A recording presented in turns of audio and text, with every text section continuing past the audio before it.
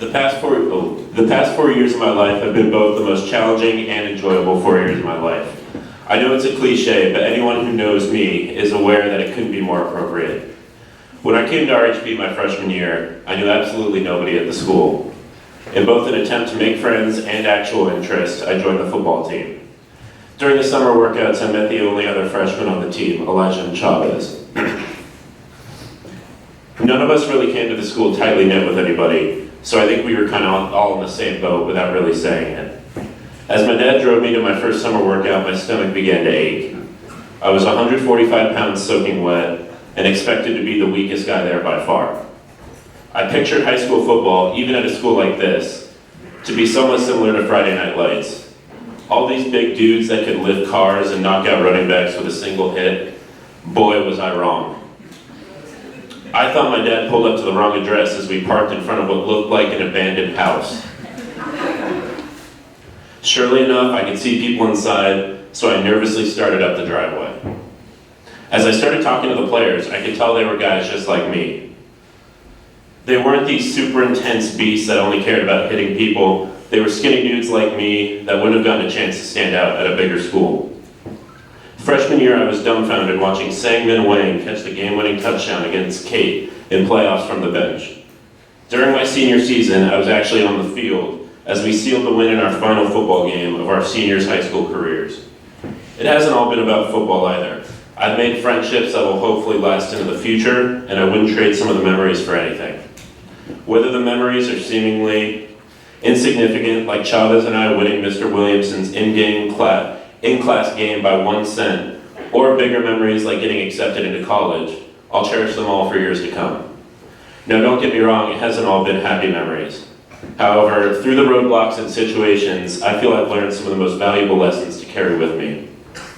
First, your attitude can completely determine the impact of any challenge. We all face hardships that may or may not be our own fault, but there's no use in continuing to dwell on the past. The key is learning from the hardships you experience and using them to better yourself. No matter how down in the dumps you may be, a positive attitude can make the situation seem even better. On top of attitude, the people you surround yourself with will influence how you deal with hardship. I was lucky enough to have people around me that knew how to cheer me up in times of need, and for that I'll forever be grateful. Lastly, don't take yourself or life too seriously. Every once in a while we all have to stop and smell the roses. It's just about finding the balance between fun and responsibility. As Ferris Bueller once said, life moves pretty fast. If you don't stop and look around once in a while, you could miss it. Thank you. And then shout outs. Ms. Hagee, I know you're not here currently, but thank you for all the support you've given me over the last 4 years. Ms. Blanchett, I'm sorry for being such a pain at math, and I swear I'm not doing it on purpose. Thank you for continuing to somewhat believe in me. Chavez, you're the day one, and even though we don't have Elijah anymore, we're still the most elite freshman trio in high school football history. Thank you, in history. Adam, I appreciate all the rides home and you actually paying me back when I pay for your food. Thank you. Kellen, thanks for being there for me since the beginning. Your dog Bogey still creeps me out though. Zach, Giannis didn't deserve MVP last year and Kawhi did, you know it.